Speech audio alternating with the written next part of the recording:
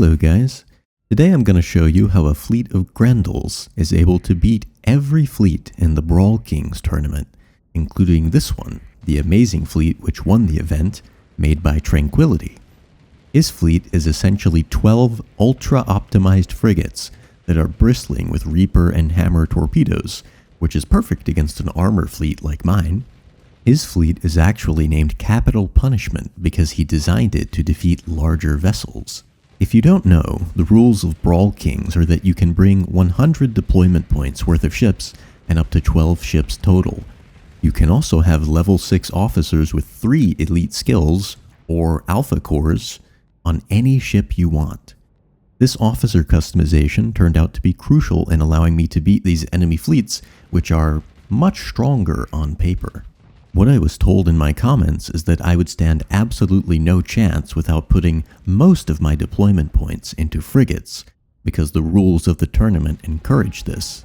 I thought about this for a while and decided that if I can't have the maximum number of Grendels permitted by the rules, then what's the point?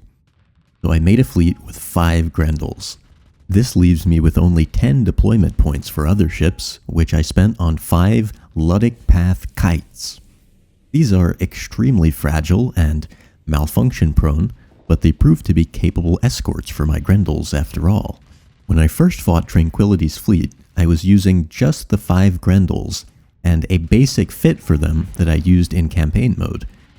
I only won 10% of the time or so, and in the process of refining the fit, I had several epiphanies about how to make safety override Grendels much stronger, especially for tournaments. But many of these improvements are universally applicable.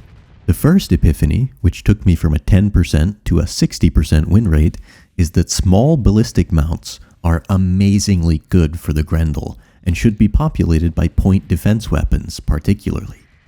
But why point defense weapons when my Grendels are essentially battering rams? It's very simple.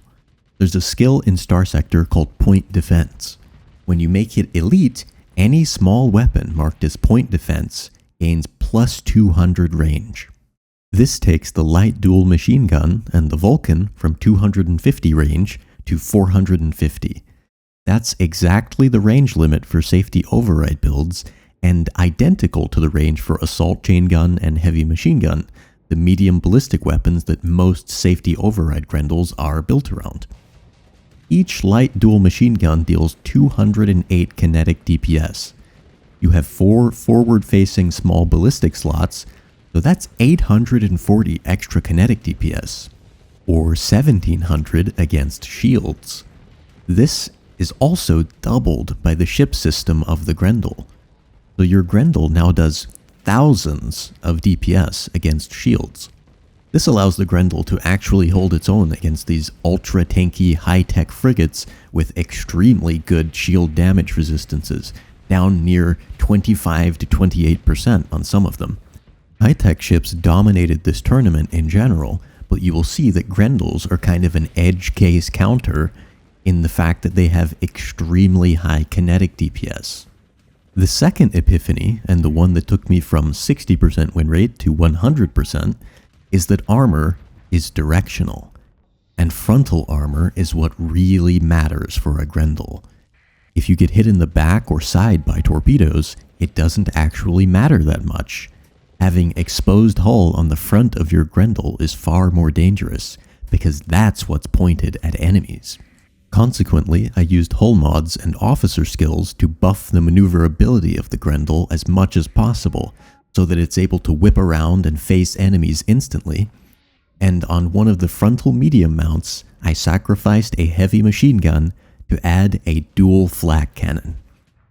I carefully selected the weapon mount located on this little protuberance that the Grendel has, because that's the part that gets hit by torpedoes most often. This weapon, the dual flak cannon, turns out to be the linchpin that makes the Grendel unbeatable, at least in this tournament. Because now, Reaper and Hammer torpedoes simply can never hit your Grendel frontally.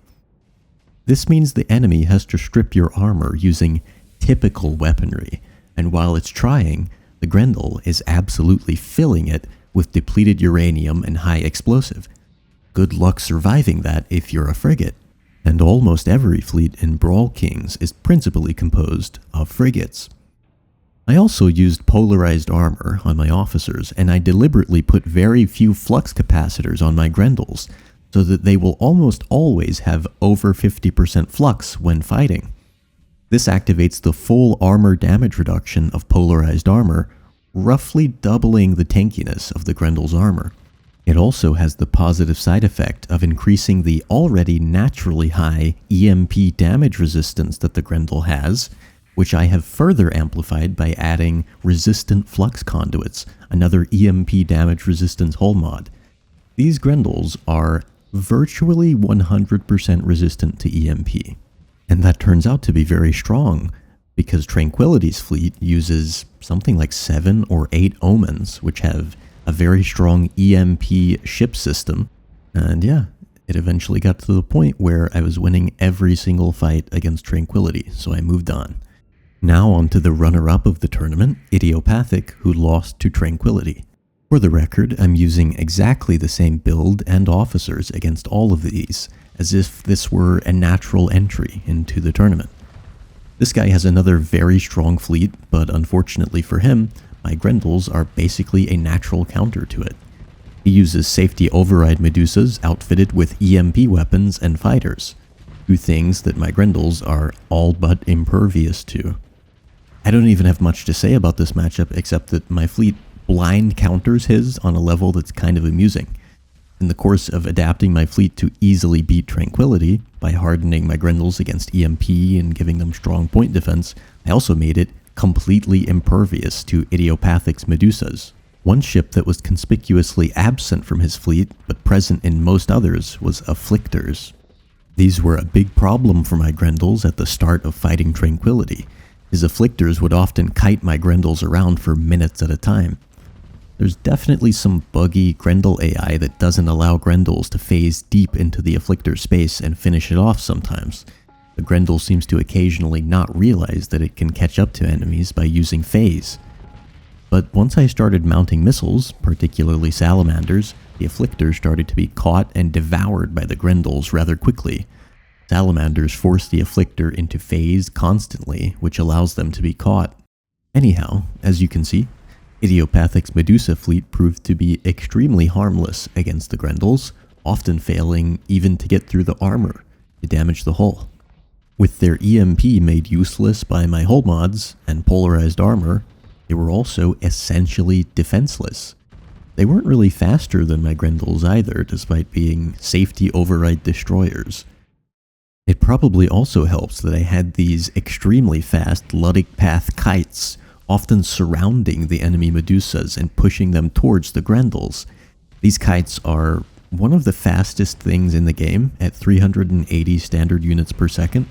For 2 deployment points each, these kites proved to be amazingly useful and would often kite enemies around and run down their combat readiness.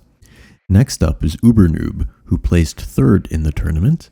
He has a rather interesting fleet made of point defense laser scarabs. The temporal shell ship system allows these relatively low DPS weapons to put out a lot more damage than you would think. This is the only fleet other than Tranquility's which gave me a snag. I actually had to slightly modify my Grendels to secure a high win rate against this fleet. To be specific, I added swarmer missile launchers to my Grendels and kites. Until then, I had been using sabos on the kites and just a salamander on the Grendels. Adding swarmers allowed me to saturate the point defense weapons of the enemy fleet, drastically reducing its damage against my Grendels. After I added the new missiles, I went back and revalidated my final fleet against the previous contestants, which are the matches you've seen. The swarmers actually slightly improved my fleet against Tranquility, which was kind of nice to see. These matches against Ubernoob were very long because his scarabs have a fast kiting build, and like most other contestants in this tournament, he uses afflictors as well, which are AI breaking in how good they are at kiting. In the interest of brevity, I will fast forward the cleanup phase.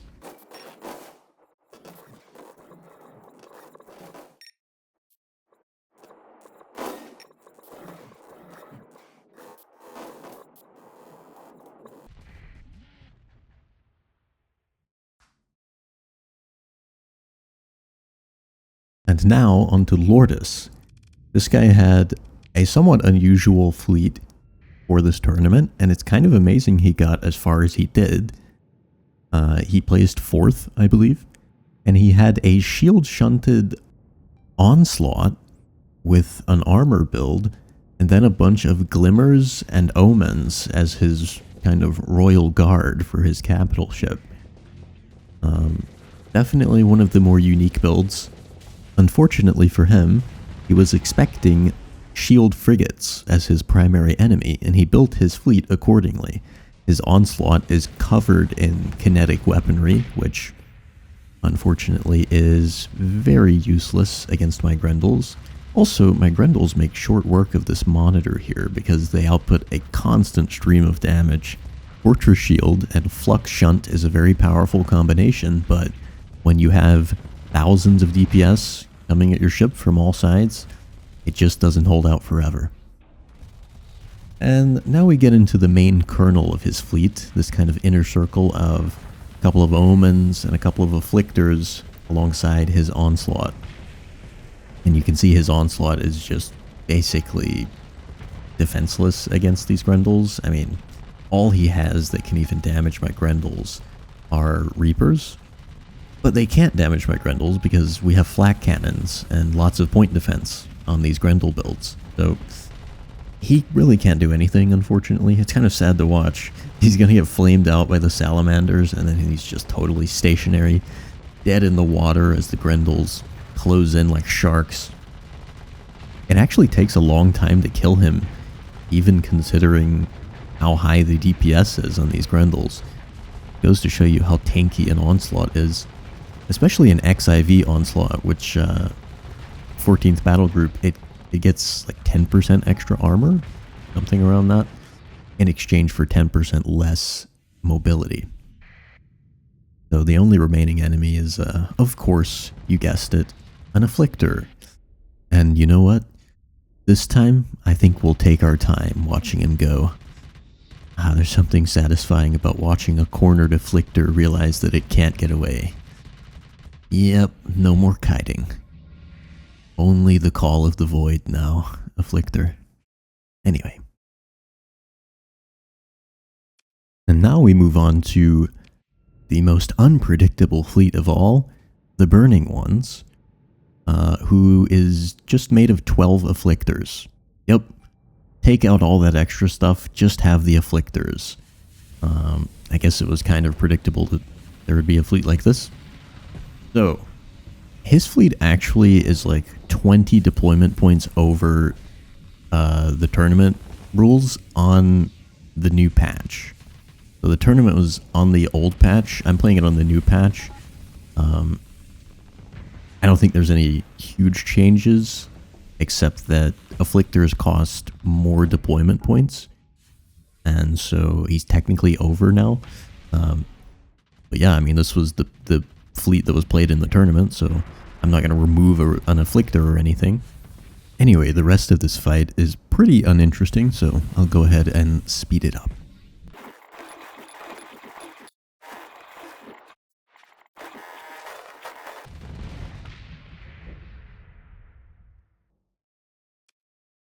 Next up is Big Brain Energy.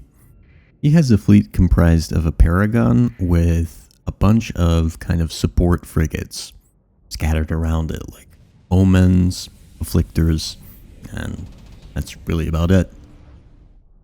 Basically, the way his fleet works is the omens are supposed to kind of run defense for the Paragon and stop it from getting surrounded, but the omens get immediately wrecked by the Grendels, so they kind of can't do their job. And the Grendels end up surrounding the Paragon pretty quickly. There was one match that I had out of like 10 where I lost, but it was kind of weird because my Grendel bugged out. So here's the clip of what was going on here in the bottom right corner. You can see my Grendel was approaching enemies from behind, like it was shoving its butt into the enemy's face. And I realized that it couldn't turn for some reason. This Grendel was bugged in a way that I've never seen in Star Sector. And we did end up losing this round. My other Grendels AI also seemed to be weird. Like they just wouldn't really do Grendel things. So we ended up losing that one round. But other than that, I had a pretty flawless track record against this fleet. At the end of the day, a Paragon is just a lot of eggs to have in one basket, and you know, 5 Grendels will absolutely shred a Paragon if they get a surround going. Even 2 Grendels will win. It just takes slightly longer. You can see that Fortress Shield doesn't really help when you have a constant stream of damage like this. Now the armor is stripped, so all the DPS is going right into the hole. And this Paragon is going to fall. He's not even going to get a second round of shield, unfortunately. But well played to Big Brain Energy. I appreciate that he brought a big boy capital into a frigate tournament. That's kind of cool. So this officially concludes trying out my Grendel fleet against all of the finalist fleets in the Brawl King tournament. I'll probably be entering the next one, assuming Grendels are allowed. And I'm not sure what kind of build I'm going to use. It might not even be a safety override Grendel. It could be something else. We'll see. So big thanks to Mr. G Gaming for putting this tournament on. Thanks to Tranquility and Ubernoob and all the other fleet builders for making some really cool builds. I learned a lot from refitting my Grendels to beat those two especially. And follow if you want to see some more Grendel Sector. And till next time. Bye-bye.